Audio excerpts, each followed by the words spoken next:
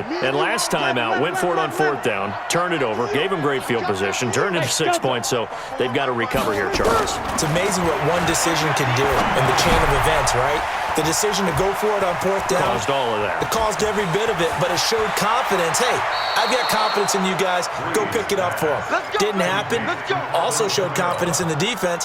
They didn't pick up their end of the bargain, so now they've got to come back out and start over and rebuild that confidence. So one play, and they're already just shy of midfield. And the first play of the drive there is incomplete. Just nothing there again. He's been sacked multiple times. We've seen the interceptions, of course. He's really been through the ringer, hasn't he? And what we've seen is a defense that's well coordinated. The front and the back really in sync. The front putting on the pressure, the backside being ball hawks and picking passes off. He's going to fire one deep over the middle. And that'll be incomplete. Good protection that time, and they couldn't hook up on the long one. Now it's third down.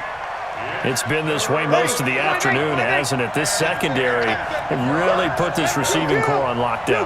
Listen, they've worked together like a basketball team that's playing excellent defense. Great communication, doesn't matter whether it's man or zone. And especially against deep balls, as we saw there, they're not giving up anything to them.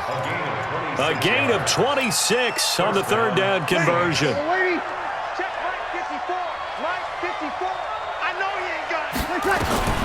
Now, Breeze again. That's caught. It's Thomas. Add the gain here to the previous play, and it's better than 40 yards total.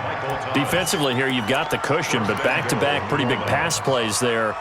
Bend but don't break, but are they bending too much? I think that they are. To me, it'd be like playing basketball, and you put up a token press. Make sure you get up there and make them eat up some time. Make it a little bit of resistance so they can't just run it right down your throat. A loss of 2 there, second down. This linebacking core, they've done a good job of keeping that running game in check, haven't they? They certainly have, and what they'll also do when this game is over is thank the guys up front, the big defensive line, because they've kept them clean, so to speak. Not letting blockers get to them, allowing them to run to the football and keep that running game bottled up. They'll wind up getting 10 back as that sets them up for third down. Well, partner, I know this type of running back. I mean, this size, this intensity usually gets better as the game goes on. I can just tell you from experience, the first few quarters, oh, you're eager. You come running up there, I'm going to tackle this guy. By the fourth quarter, you're coming up and thinking about it. And D-line wearing down fourth quarter.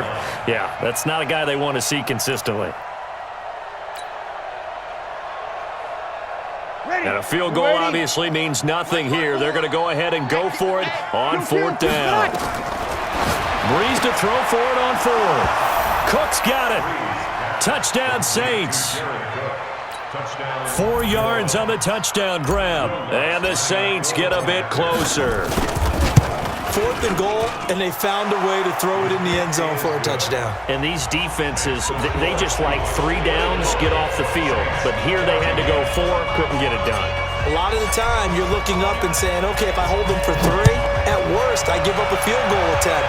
When they go for it, sometimes it really affects the defense because maybe they're not mentally prepared to go that fourth down. And he'll be brought down at the 23, make it the 24-yard line. Coming to the line here to begin their next drive, the Seahawks offense. Now, there are 2 scores on the plus side. Still time here in this fourth quarter, but maybe you start thinking about playing keep away? Yeah, I think here's the situation. You're not thinking touchdowns anymore. You're just thinking first downs. To keep up with your theme there, playing keep away, first downs, they can't touch the ball. That one good for 14 and a Seahawk first. So here's a 1st and 10 at the 38. Now Wilson steps away to his left. Escaping the pressure right. Looking middle, and it's incomplete. Trying to get that one to his tight end, and they've been trying to get the ball to him, but as of yet, unable to successfully complete one. But you know there's usually a nice comfort zone and throw into the tight end. Great sight lines, usually right in the middle of the field. Dancing to his left. And this is going to wind up incomplete. The coverage there too strong on the deep ball, and now they face a third down.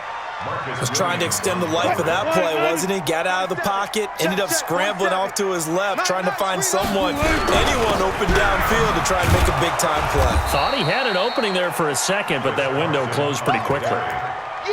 An interesting and intriguing decision there defensively because they kept extra DBs on the field despite seeing the multiple tight end look that came out for the offense. I thought they were going to switch out of it. I didn't know if they felt they didn't have time or what the case was. Well, in any event, the extra speed allowed for great penetration as they stuffed that one behind the line of scrimmage.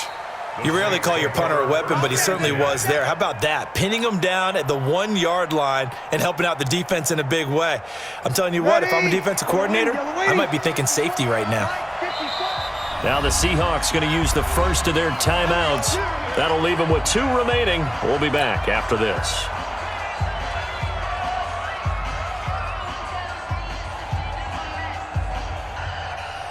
The Saints offense on the field, ready to get their drive started. And they're hoping to redo their efforts in the last drive when they got into the end zone. And just think of what it's like now on the sideline, because when you score a touchdown, you have to go over and look at the tablet and see what you did on the last drive. When you scored points, it's a whole lot better view than when you're trying to figure out how to fix things there. It'll be a Saints first down on a gain of 16 yards. So that last play gives them a little more space now. Here's 1st and 10 at the 16-yard line. Now Breeze. And Thomas has it. The 40, 30, 10, touchdown, New Orleans. Michael Thomas, 84 yards, as they are now just an extra point away from making this a 3-point game. So that's a really big play here in the 4th quarter, and don't look now, they're right back in this game. Did it feel to you, as it did to me, that maybe they were a little bit soft in what they were lining up with on defense? Almost like they were protecting the lead rather than trying to make a play. And now that lead is down to just 1 score. The Seahawks take over 1st and 10. At their own 25-yard line.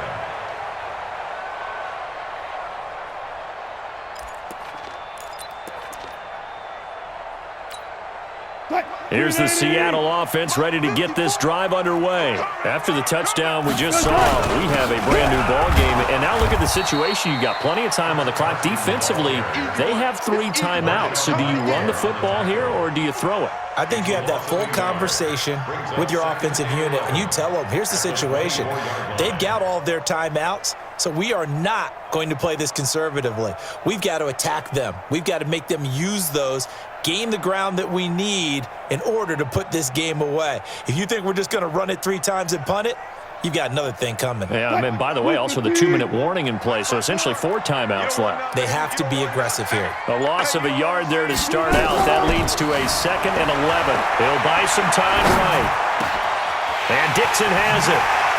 Less than 2 to play with just a field goal separating these 2 sides.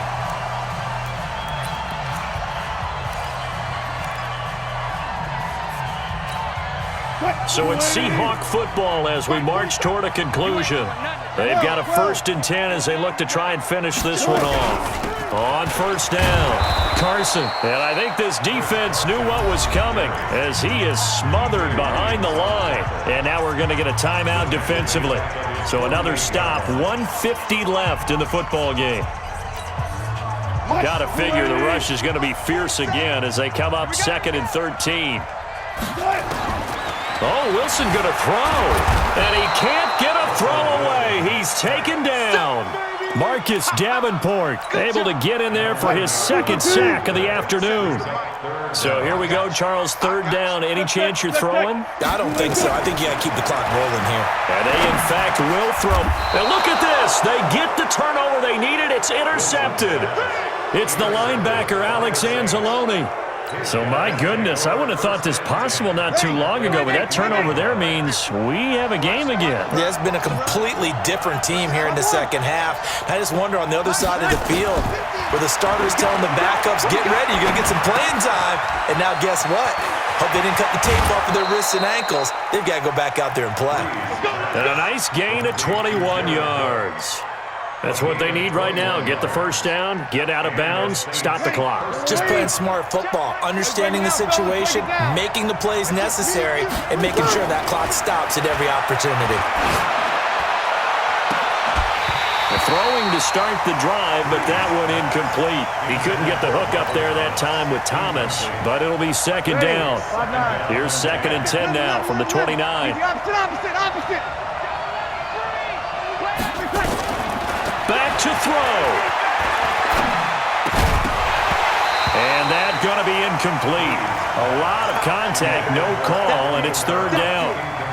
3rd and long coming up. Defensively, you pressure the quarterback or drape all over the passing lane? Yes, that's exactly what you do. It's both because they're not mutually exclusive. They may have been at one time in football, but not anymore.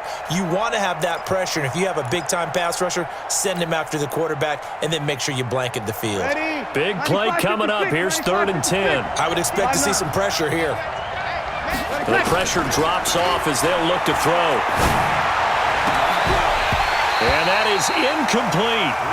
4th down now defensively. Charles, you know, they're just asking this crew for one more stop. And you know that they're feeling the momentum right now, but they have to be very careful not to get over-exuberant, overexcited, and blow an assignment and give up the big 1st down. The kick by Lutz is good. And that will tie this game here in the final minute of play. So a big kick to get this back to even. Yet now the worry is, did you leave too much time on the clock? Because another field goal the other way, that does you in. You're exactly right. You didn't get it to overtime yet. So now as a defense, you've got to think to yourself, you can't play prevent defense and just give up big chunks of yardage in front of you. But you also can't let anyone behind you. So you sit right on the line between the two, play the best defense you can, and not make it easy for them to move the ball downfield. Coming to the line here to begin their next drive, the Seahawks offense. They've got work to do, but they do still have a bit of time here. And they've got to feel comfortable with that, but they have all their play sequences called. If they get out of bounds, that allows them to huddle and call another play, but if they don't, it's hurry up to the line of scrimmage and either spike it and stop the clock or continue to move it downfield in order to try and get in range and win this game. See if they can do just that. Now the Seahawks call the 2nd of their 3 timeouts, as the clock will stop with 34 seconds to go in the game. The last run got a couple. Here's 2nd and 8. Wilson to throw. Sliding out of the pocket. Here's Carson with a catch out of the backfield. That one good for 14 and a Seahawk first. Sometimes it's designed, and sometimes you just have to know when to leave the pocket and move and make something happen. And on that play, he was able to get on the run and was still accurate throwing the football. Now Wilson. Throwing left side here, and it's complete. Another strong gain on the last 2 plays. They've moved it a combined 33 yards. Tell you what, he's been able to put the ball in some tight spots all game long. That throw, no different. Yeah, a lot of people would call it a gutsy type of a throw. I think he looks at it as, I can do it, so it's not that big of a deal to me, and I'm going to keep firing. Green 80! Check. Watch 54. You must be dreaming. Throwing now is Wilson. They'll roll him out right. That's complete into the hands of Carson. The loss of a full 3 yards, and now it's 2nd down. Really good defensive effort. They were all over that little swing pass out to the right side before lost yardage. Terrific read, better execution, and done with a lot of enthusiasm, wasn't it? Absolutely. They saw it all the way, ran to the football, and caused a nice play for lost yardage. And the tight end Dixon left side. And they'll have it in the red zone before he crosses over out of bounds. A good pickup there, 13 yards as they get closer for 3rd down. Here's Wilson. Completes it to Dixon. And stopped a few yards shy of the goal line at the 3. And they're going to get the timeout called. What a finish.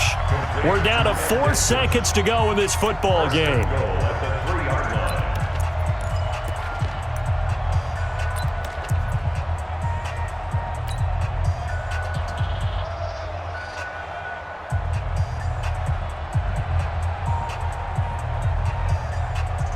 So now this one will rest on the right foot of Jason Myers. He made his only attempt earlier. This for the win. And it's off the left upright. Oh, my goodness. Heartache. It's no good. It's a little teaching moment here. Overtime rules. Remind us how this goes, partner.